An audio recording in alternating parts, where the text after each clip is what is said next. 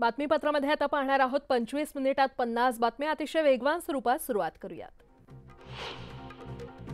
जालन्याला मुसळधार पावसाने झोडपून काढले। मंठा, पाटोदा, सावंगी आणि परिसरातील गावांना पुराचा फटका बसलाय। पांगरी खुर्द गावातील 200 ते 250 जणांना सुरक्षित ठिकाणी हलवण्यात आलेलं आहे। बीडला मुसळधार पावसाने झोडपलंय। जोरदार पावसामुळे पापणाशी नदीला पूर आल्याने पर्यायी पूल वाहून गेलाय आणि त्यामुळे या मार्गावरील वाहतूक ठप्प झाली आहे। लातूरला पावसाने झोडपून काढले। लातूरमधील घरणी नदीच्या पर्यायी पुलावरून पाणी ओसंडून वाहतंय आणि त्यामुळे लातूर उदगीर रस्त्यावरची वाहतूक ठप्प झाली आहे। यवतमाळमध्ये गेल्या 2 दिवसांपासून सुरू असलेल्या पावसामुळे जनजीवन विस्कळीत झाले। जिल्ह्यातील उमरखेड, पुसदसह परिसरातील शेतात पाणी शिरल्याने शेतकरी चिंतेत सापडलाय। वाशिमच्या शेलू बाजार परिसरात मुसळधार पाऊस झाला आणि या पावसामुळे कारंजा मार्गावरील सेंट्रल बँक, स्टेट बँक आणि विविध दुकानांसह हॉटेलमध्ये 2 ते 3 फुटांपर्यंत पाणी साचलं होतं। मोठ्या प्रमाणात पाणी साचल्याने स्थानिकांचे चांगलेच हाल झालेले आहेत। अकोला जिल्ह्यातील काटेपूर्णा धरणाचे 4 दरवाजे उघडण्यात आलेत। काटेपूर्णा धरणाच्या पाणलोट क्षेत्रामध्ये जोरदार पाऊस झाल्याने या धरणात 95.34% पाणीसाठा जमा झालेला आहे। धरणाचे दरवाजे उघडल्यामुळे नदीकाठच्या गावांना सतर्कतेचा इशारा देण्यात आलाय। जायकवाडी धरण सध्या 84% भरले। जायकवाडीमध्ये जवळपास 48,000 क्युसेकनं पाण्याची आवक सुरू असून जायकवाडीतून पाणी सोडण्याची तयारी पाटबंधारे विभागाने केली आहे आणि त्यामुळे गोदाकाठच्या गावांना सतर्कतेचा इशारा देण्यात आलाय। मागील 3 दिवसांपासून छत्रपती संभाजीनगरमध्ये ढगाळ वातावरण आणि पाऊस बरसतोय, त्यामुळे पिकांचं मोठं नुकसान झालंय। हातातोंडाशी आलेला घास हिरावला जातोय की काय या धास्तीने शेतकरी चिंतेत आहेत। छत्रपती संभाजीनगरमध्ये हवामान खात्याकडून ऑरेंज अलर्ट जारी करण्यात आलाय। मध्यरात्रीपासून या ठिकाणी मुसळधार पावसाला सुरुवात झाली आहे। तर आज संभाजीनगर, जालना, परभणी, बीड, हिंगोली, लातूर आणि धाराशिव या जिल्ह्यात मुसळधार पावसाची शक्यता वर्तवण्यात आली आहे। राज्यात अनेक भागात मुसळधार पाऊस झालाय। राज्यात पुढचे 4 दिवस पाऊस पडण्याची शक्यता आहे। उत्तर महाराष्ट्र आणि विदर्भातील काही जिल्ह्यांमध्ये मुसळधार ते अतिमुसळधार पावसाचा इशारा देण्यात आलाय। यंदा मान्सून वेळेवर आला आणि पाऊसही चांगला पडला, पण आता मान्सून वेळेवर न परतण्याची शक्यता निर्माण झाली आहे। हवामान खात्याच्या शास्त्रज्ञांच्या म्हणण्यानुसार कमी दाबाची प्रणाली तयार झाल्यामुळे यावेळी मान्सून परतण्यास उशीर होणार आहे। शरद पवार गटाला निवडणुकांच्या तोंडावर सोलापुरात धक्का बसलाय। सोलापूरचे शहराध्यक्ष सुधीर खरटमल यांनी प्रदेशाध्यक्ष जयंत पाटील यांच्याकडे त्यांचा राजीनामा सुपूर्द केलाय। यावेळी पक्षातील गटबाजीमुळे राजीनामा देत असल्याचं त्यांनी स्पष्ट केलं। उपमुख्यमंत्री अजित पवारांची जनसन्मान यात्रा आज बारामतीमध्ये पोहोचणार आहे। सभेसाठी बारामतीमध्ये मिशन कंपाऊंड ग्राउंडवर मंडप उभारण्यात आलाय। रॅली पुढे 2000 दुचाकीस्वार सहभागी होणार असून सनई चौघडा पथक, उंट बँड पथक, ढोल लेझिम पथक आणि गजी नृत्य या रॅलीमध्ये सादर होणार आहे। नवनीत राणा भाजप आणि महायुतीच्या खासदार होणार, तुम्ही काळजी करू नका असं वक्तव्य भाजप प्रदेशाध्यक्ष बावनकुळेंनी केलेलं आहे। बावनकुळेंच्या या वक्तव्यामुळे नवनीत राणांची राज्यसभेवर वर्णी लागणार असल्याचा तर्क काढला जातोय। रवी राणांनी भाजप प्रवेशाच्या मुद्द्यावर स्पष्टीकरण दिलेलं आहे। बावनकुळेंची इच्छा होती की मी भाजपमध्ये आलं पाहिजे, पण मी कधीच भाजपमध्ये जाणार नाही असं म्हणालो नाही। त्यामुळे मी युवा स्वाभिमान पार्टीसाठी कार्यकर्ता म्हणूनच काम करेन असं वक्तव्य त्यांनी केलंय। पुण्यातील खडकवासला मतदारसंघावर शिवसेनेनंही दावा ठोकलेला आहे। काहीही झालं तर यंदा खडकवासला लढणारच असा एल्का शिंदे गटाचे शिवसेना जिल्हाप्रमुख रमेश कोंडे यांनी पुकारलाय। महायुतीमध्ये खडकवासला सध्या भाजपच्या ताब्यात असून एनसीपी पाठोपाठ शिवसेनेनं देखील या जागेवर दावा केलाय। विधानसभा निवडणूक कोणत्याही परिस्थितीमध्ये लढवणारच अशी भूमिका भाजपचे नेते आणि जिल्हा मध्यवर्ती बँकेचे संचालक प्रकाश जमदाडे यांनी जाहीर केलंय। जत विधानसभा निवडणुकीच्या पार्श्वभूमीवर जतमध्ये भाजपच्या कार्यालयाचं उद्घाटन पार पडलं। यावेळी त्यांनी आपली भूमिका स्पष्ट केली। मला मुख्यमंत्री व्हायचं नाही, मला मराठ्यांच्या मुलांना आरक्षण देऊन अधिकारी करायचंय असं वक्तव्य मनोज जरांगे यांनी केलंय। राजगुरुनगरमध्ये ते बोलत होते। आवक कमी झाल्याने भाजीपाल्यांच्या दरात आता चांगलीच वाढ झाली आहे। त्यामुळे आता लसूण, भेंडी, गवार, कोबी, फ्लॉवर आणि घेवड्याच्या दरात 10 ते 20% वाढ झाली आहे। तर इतर फळभाज्यांचे दर स्थिर असल्याची माहिती व्यापाऱ्यांनी दिली आहे। जुन्नर कृषी उत्पन्न बाजार समितीच्या नारायणगाव उपबाजार केंद्रामध्ये रविवारी कोथिंबीरीच्या एका जोडीला तब्बल 200 रुपये एवढा उच्चांकी दर मिळाला। तर मेथीच्या भाजीला 110 रुपये प्रति जोडी असा दर मिळालाय। आतापर्यंतच्या नारायणगाव उपबाजार केंद्राच्या इतिहासातली 20,000 रुपये प्रति शेकडा हा उच्चांकी दर कोथिंबीरीला मिळालेला आहे। गेल्या आठवड्यात कांद्याच्या दरात सरासरी 15 ते 20 रुपये किलोनं वाढ झाली आहे. 35 ते 40 रुपये किलो दरम्यान असलेला कांदा 60 रुपयांपर्यंत पोहोचलाय. बैलपोळ्याच्या पार्श्वभूमीवर लासलगाव कांदा मार्केट बंद असणार आहे. कांदा लिलावासह इतर शेतमालाचे लिलाव देखील बंद ठेवण्यात आलेत. तसंच नाशिक जिल्ह्यातील काही निवडक बाजार समित्यांमध्ये लिलाव पार पडणार असल्याचं चित्र आहे. टोमॅटोच्या दरात सध्या चांगलीच घसरण झाल्याचं पाहायला मिळतंय. गेल्या महिन्याच्या तुलनेत टोमॅटोला प्रति क्विंटल 2800 ते 3500 रुपये भाव मिळत होता.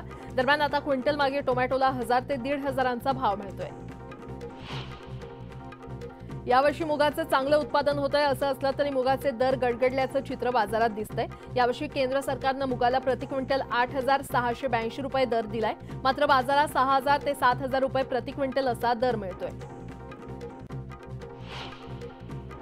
सण उत्सवामुळे हरभरा डाळीच्या किमतीमध्ये वाढ होऊ लागली. उडीद डाळ देखील तेजीमध्ये असून मसूर आणि मूग डाळीच्या किमतीमध्ये घसरण होऊ लागले. दिवाळीपर्यंत चणा डाळीची तेजी कायम राहण्याची शक्यता व्यक्त केली जाते.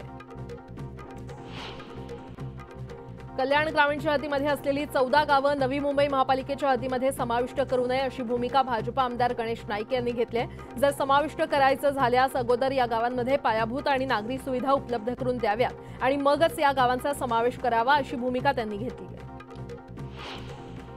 विधानसभा निवडणुकीच्या तोंडावर महाराष्ट्रात मतदारांच्या संख्येत वाढ झाली आहे. 16 लाख नव्या मतदारांनी नाव नोंदणी केली आहे. त्यात सर्वाधिक मतदार नोंदणी ही महिलांची झाली आहे. जवळपास 10 लाख नव्या महिला मतदारांची नोंदणी करण्यात आली आहे. अंगणवाडी कर्मचाऱ्यांना मानधनवाढ, दरमहा पेन्शन आणि ग्रॅच्युटी देण्याविषयी राज्य सरकारनं आश्वासन दिलं. मात्र ते पूर्ण न केल्यानं अंगणवाडी सेविका संतप्त झाल्यात. आजपासून ठाण्यासह मुंबई, पालघर आणि रायगड जिल्ह्यातील अंगणवाडी कर्मचाऱ्यांनी संप पुकारलाय. ठाणे पालिकेच्या बेतवडे येथील शासकीय भूखंडावर प्रधानमंत्री आवास योजना राबवण्यात येते. ही योजना राबवण्यासाठी पीपीपी या तत्वावर निविदा मागवून विकासक नियुक्त करण्याची प्रक्रिया सुरू आहे. पालिकेनं निविदा काढली त्यावेळी निविदेतील अटी शर्थींमुळे प्रतिसाद मिळत नसल्यानं अटी शर्थी आता शिथिल करण्यात आल्या. महिला, मुली आणि बालकांना अडचणीच्या वेळी तात्काळ मदत मिळावी म्हणून आधीपासूनच दामिनी पथक कार्यरत आहे. मात्र एकूणच एकामागोमाग एक घडणाऱ्या घटना पाहता उत्सव कालावधीत दामिनी पथक अधिक सक्रिय होणार आहे. निवडणुकीच्या कामातून शिक्षकांना वगळण्याचा निर्णय मुंबई पालिका प्रशासनानं जुलैमध्ये घेतला होता. मात्र आता पालिका प्रशासनानं आपल्या निर्णयात बदल करत तब्बल 2000 शिक्षकांना विधानसभा निवडणुकीच्या कामासाठी पाठवण्याचे आदेश काढलेले आहेत. जून आणि जुलैच्या तुलनेमध्ये मुंबईमध्ये हिवताप, डेंग्यू, चिकनगुनिया आणि लेप्टोच्या रुग्णांमध्ये वाढ झालेली आहे. स्वाईन फ्लू आणि कावीळच्या रुग्णांमध्ये फारशी वाढ झाली नाहीये, तर गॅस्ट्रोच्या रुग्णांमध्ये लक्षणीय घट झाली आहे. कुलाबा वांद्रे सिब्स मेट्रो 3 मार्गिका वाहतूक सेवेत दाखल होणार याची मुंबईकरांना प्रतीक्षा असतानाच दुसरीकडे या प्रकल्पातील 576 बाधितांना योग्य पुनर्वसनाची प्रतीक्षा आहे. ही कामं अत्यंत संथ गतीने सुरू आहेत. परिणामी पुनर्वसित इमारतींच्या खर्चात आणि रहिवाशांना घ्याव्या लागणाऱ्या घर भाड्याच्या रकमेत 18% वाढ झाली आहे. चाकरमानी गणेशोत्सवासाठी कोकणात निघाले आहेत. त्यांचा प्रवास सुकर आणि सुरक्षित व्हावा यासाठी महामार्ग वाहतूक पोलिसांनी जय्यत तयारी केली आहे. 4 सप्टेंबरपासून पळसपे ते कोकणच्या तळापर्यंत 15 दिवस अहोरात्र ते सुरक्षा देणार आहेत. यासाठी 35 महामार्ग वाहतूक पोलीस अधिकारी, 565 कर्मचारी, 27 रुग्णवाहिका आणि पेट्रोलिंगसाठी 38 वाहनं तैनात आहेत. पर्यावरणपूरक गणेशोत्सव साजरा करण्याकडे भाविक आणि सार्वजनिक गणेशोत्सव मंडळांचा कल वाढतोय. मात्र उच्च न्यायालयानं पीओपी मूर्तीवर घातलेल्या बंदीची अंमलबजावणी टप्प्याटप्प्यानं व्हावी अशी विनंती करण्यात येते. त्यासह 60% घरगुती गणेश मूर्ती शाडू मातीपासून तयार झाल्याचा दावा देखील समन्वय समितीनं केलाय. ऑगस्टमध्ये मुंबईत 11,631 घरांची विक्री झाली असून या घर विक्रीतून राज्य सरकारला मुद्रांक शुल्क वसुलीतून 1061 कोटी रुपयांचा महसूल मिळालाय. जुलैच्या तुलनेत ऑगस्टमध्ये घर विक्रीत काहीशी घट दिसून येते. मात्र डिसेंबरपर्यंत अर्थात सणासुदीच्या काळात घर विक्रीत मोठी वाढ होण्याचा विश्वास बांधकाम व्यावसायिकांनी केलाय. रेल्वे मंत्रालयानं नाशिक आणि डहाणूला जोडणाऱ्या नवीन ब्रॉडगेज रेल्वे मार्गासाठी अंतिम स्थान सर्वेक्षणास मान्यता दिली आहे. डहाणू रोडवरून वाणगाव मार्गे त्र्यंबकेश्वर असा नाशिक ते डहाणू या 2 प्रमुख शहरांना जोडणारा 100 किलोमीटरचा नवीन ब्रॉडगेज रेल्वे मार्ग तयार करण्याची योजना मध्य रेल्वेनं आखली आहे. पुणे ते नाशिक पट्ट्यातील औद्योगिक विकासाला चालना देण्यासाठी उभारण्यात येणाऱ्या औद्योगिक महामार्गाच्या पर्यावरणीय मंजुरीची प्रक्रिया महाराष्ट्र राज्य रस्ते विकास महामंडळानं सुरू केली आहे आणि या महामार्गासाठी 1546 हेक्टर जमीन लागणार आहे. भायखळा येथील राणीच्या बागेमध्ये पर्यटकांच्या संख्येमध्ये घट झाली. जून, जुलै आणि ऑगस्ट महिन्यात पर्यटकांच्या संख्येत तब्बल 1,18,029 घट झाली आहे. त्यामुळे प्रशासनाला मिळणाऱ्या उत्पन्नाला तब्बल 50,64,000 रुपयांचा फटका बसलाय. बीबीए, बीसीए, बीएमएस आणि बीएमएम या अभ्यासक्रमांच्या प्रवेशासाठी नोंदणीला सुरुवात झालेली आहे. विद्यार्थ्यांना प्रवेशासाठी 6 सप्टेंबरपर्यंत अर्ज सादर करता येणार आहे. विद्यार्थ्यांच्या सुरक्षिततेसाठी मुंबई महापालिकेच्या शाळांमध्ये सीसीटीव्ही बसवण्याचं काम हाती घेण्यात आलेलं आहे. पहिल्या टप्प्यात 18 कोटी रुपये खर्चून 123 शाळा इमारतींमध्ये 2,800 कॅमेरे लावले जाणार आहेत. डॉक्टरांच्या सुरक्षेसाठी स्थानिक पोलीस ठाण्यातील अधिकाऱ्यांनी दररोज रुग्णालय परिसरात गस्त घालून विशेष लक्ष द्यावं, अशा सूचना दक्षिण मुंबईचे अतिरिक्त पोलीस आयुक्त डॉक्टर अभिनव देशमुख यांनी दिलेल्या आहेत. त्यामुळे आता जे रुग्णालयात स्थानिक पोलिसांकडून नियमित गस्त घातली जाण्याची शक्यता आहे. वैद्यकीय अभ्यासक्रमाच्या प्रवेशावेळी महाविद्यालयांकडून घेतल्या जाणाऱ्या अनामत शुल्काला राज्याच्या शुल्क निर्धारण प्राधिकरणानं चाप लावली आहे. प्राधिकरणानं या अनामत शुल्काची अभ्यासक्रम निहाय 10,000 रुपये ते 50,000 रुपये अशी कमाल मर्यादा निश्चित केली आहे. सीईटी सेलकडून बी फार्मसी आणि डी फार्म अभ्यासक्रमाच्या प्रवेशाला तिसऱ्यांदा मुदतवाढ देण्यात आली आहे. त्यानुसार विद्यार्थ्यांना या अभ्यासक्रमांसाठी आता 5 सप्टेंबरपर्यंत नोंदणी करता येणार आहे. त्यानंतर 15 सप्टेंबरला पहिली गुणवत्ता यादी जाहीर करण्यात येणार आहे. वाहतूक पोलिसांकडून बेशिस्त वाहन चालकांवर कारवाईचा धडाका सुरू आहे. त्यामध्ये 8 महिन्यात 5,72,000 चालकांवर दंडात्मक कारवाई करण्यात आली आहे. 84,465 जणांनी दंडाचे 9,51,00,000 रुपये भरलेले आहेत. मुंबईमध्ये मालमत्तांच्या खरेदीचा जोर वाढलाय. ऑगस्टमध्ये 11,735 मालमत्ता नोंदणीचे व्यवहार झालेले आहेत आणि याद्वारे राज्य सरकारला 1,072 कोटींचा महसूल प्राप्त झालाय. मुंबईतील सहाय्यक पोलीस आयुक्त आणि वरिष्ठ पोलीस निरीक्षक दर्जाच्या 77 अधिकाऱ्यांची बदली आणि नवीन नियुक्तीचे आदेश जारी करण्यात आलेले आहेत. त्यात 11 सहाय्यक आयुक्तांचा देखील समावेश आहे. बेफाम वाहन चालकांवर नजर ठेवण्यासाठी 69 इंटरसेप्टर वाहनांची खरेदी करण्यात येणार आहे. त्यासाठी शासनानं 41,28,36,36,000 कोटींचा निधी मंजूर केलाय. त्यामुळे जवळपास 15 प्रकारचे गुन्हे एकाच वेळेस स्वतंत्रपणे तपासता येणार आहेत. गणेशोत्सव जवळ आल्यानं मोठ्या बाजारपेठांसह सर्व मुंबईभर रविवारी भाविकांची झुंबड पाहायला मिळाली. भाविकांनी गणपतीच्या सजावटीसाठी विविध साहित्य खरेदी करण्यासाठी नागरिकांनी गर्दी केली, तर दुसऱ्या बाजूला घरगुती आणि सार्वजनिक गणेश मंडळांच्या गणेश मूर्तींचं आगमन करण्यासाठी देखील भाविकांची गर्दी पाहायला मिळाली.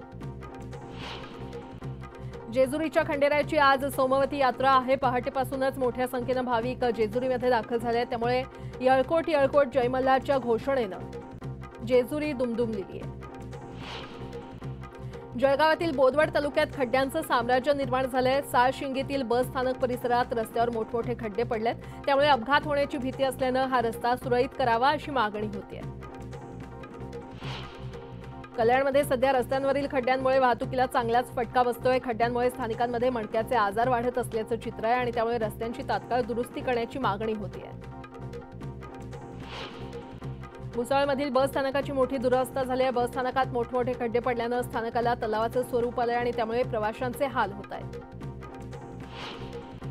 भिवंडीतील पडघा पोलीस ठाणे हद्दीत एक धक्कादायक घटना समोर आली आहे. एका 25 वर्षीय युवकाचा पोलिसांच्या ताब्यात असताना रेल्वे अपघातात मृत्यू झाल्याची घटना घडली आहे. कुटुंबियांनी मुलाच्या मृत्यूप्रकरणी पोलीस दोषी असल्याचा आरोप केलाय. अमरावतीमध्ये राणा दाम्पत्याच्या वतीनं लाडक्या बहिणीला समर्पित दहीहंडी स्पर्धेचं आयोजन करण्यात आलं होतं. या दहीहंडीमध्ये अनेक नामवंत सिने कलाकार उपस्थित होते. गुजरातच्या गीर सोमनाथ इथल्या माधवरावजी मंदिरात पाणी शिरलंय. मुसळधार पावसामुळे मागील काही दिवसांपासून हे मंदिर पाण्याखाली गेलंय. त्यामुळे प्रशासनानं इथे सध्या भाविकांना दर्शनासाठी मनाई केली आहे. गुजरातच्या अनेक भागात आजही मुसळधार पावसाचा अलर्ट जारी करण्यात आलेला आहे. कच्छ, जामनगर, द्वारका, पोरबंदर, नवसारी आणि वलसाड या भागांना येलो अलर्ट जारी करण्यात आलाय. गुजरातमध्ये सुरू असलेल्या मुसळधार पावसानं अनेक ठिकाणी पूरस्थिती निर्माण झालेली आहे. या ठिकाणी असलेलं स्वयंभू महादेव मंदिर अजूनही पाण्याखाली आहे. मंदिर परिसरातील सुमारे 1 किलोमीटरच्या परिसरात पाणी साचल्यानं जनजीवन विस्कळीत झालंय. राजस्थानच्या जोधपूर शहराला मुसळधार पावसानं झोडपलंय. शहरातल्या अनेक भागात पाणी शिरलं होतं. या रस्त्यावरून मार्ग काढताना वाहन चालकांना मोठी कसरत करावी लागत होती.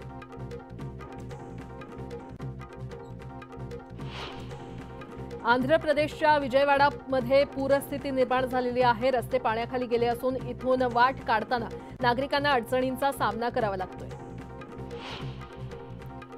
आंध्र प्रदेशात हवामान खात्याकडून चक्रीवादळाचा इशारा देण्यात आलाय. पुढील 24 तासात अनेक जिल्ह्यात मुसळधार पाऊस कोसळण्याची शक्यता असून रेड अलर्ट जारी करण्यात आलेला आहे आणि त्यामुळे नागरिकांनी काळजी घ्यावी असं आवाहन करण्यात आलंय.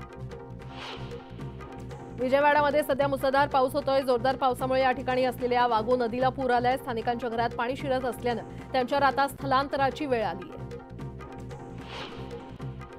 तिकडच्याच वारंगलमध्ये मुसळधार पावसानं झोडपून काढलेला आहे. त्यामुळे सखल भागात पाणी साचलंय. अंडरपासमध्ये पाणी साचल्यानं रस्ता वाहतुकीसाठी बंद करण्यात आलाय. कोची विमानतळावरील लाऊंजचा व्हिडिओ सध्या चांगलाच व्हायरल झालेला आहे. विमानतळावरील लाऊंज हा सर्व सुविधांनी सजलेला आहे. पर्यटकांना देखील या लाऊंजची चांगलीच भुरळ पडली आहे. मध्य प्रदेशच्या हद्दा भागाला मुसळधार पावसानं झोडपून काढलंय. या पावसामुळे रस्ते पाण्याखाली गेले असून घरांमध्ये देखील पाणी शिरलंय. सोमवती अमावस्येनिमित्त उत्तराखंडच्या हरिद्वारमध्ये भाविकांनी गर्दी केली आहे. पहाटे गंगा नदीमध्ये स्नान करण्यासाठी भक्तांची झुंबड उडाली होती. प्रयागराजमध्ये गंगा नदीकाठी भाविकांनी सोमवती अमावस्या साजरी केली आहे. यावेळी नागरिकांनी नदीमध्ये स्नान केलं. यूपीच्या बहराईचमध्ये वाघाची दहशत पसरली आहे. वाघाच्या हल्ल्यात महिन्याभरात 4 जणांचा मृत्यू झालाय आणि त्यामुळे या वाघाला पकडण्यासाठी वनविभागाच्या टीमकडून शर्थीचे प्रयत्न सुरू आहेत. जेट इंधनाच्या किमतीमध्ये घट झाली आहे. 2 महिन्यांच्या वाढीनंतर इंधनाचे दर कमी झाल्यानं नागरिकांना दिलासा मिळालाय. त्यानंतर देशांतर्गत आणि आंतरराष्ट्रीय विमानांची तिकीटं स्वस्त होण्याची शक्यता वर्तवली जाते.